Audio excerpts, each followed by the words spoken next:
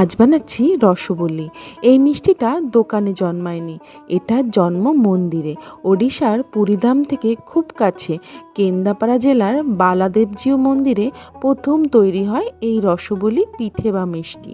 কথায় আছে ভগবান বলরামের নাকি ভীষণ প্রিয় ছিল এই মিষ্টি। মন্দিরের সেবায় যখন ভাজা ছানার পিঠে দুধের রসে মিশিয়ে এই মিষ্টি দেওয়া হতো, তখন থেকেই এর নাম হয় রসবলি, মানে রসে ভেজানো বলরামের প্রিয় ভোগ। এটা কোনো বাজারে মিষ্টি ছিল না, শুরুটা হয়েছিল মন্দিরের ভোগ হিসাবেই। ভক্তি, ধৈর্য আর ধীরতা, এই তিনটি এই রান্নার প্রতীক।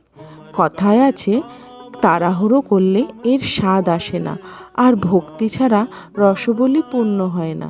তাই রসবলি শুধু মিষ্টি নয়, এটা ওড়িশার বিশ্বাস, মন্দিরের ধূপ ধুনোর গন্ধে মিশে থাকা একখানা গল্প। একবার বানিয়ে তো দেখো, এক ঘর লাগবে।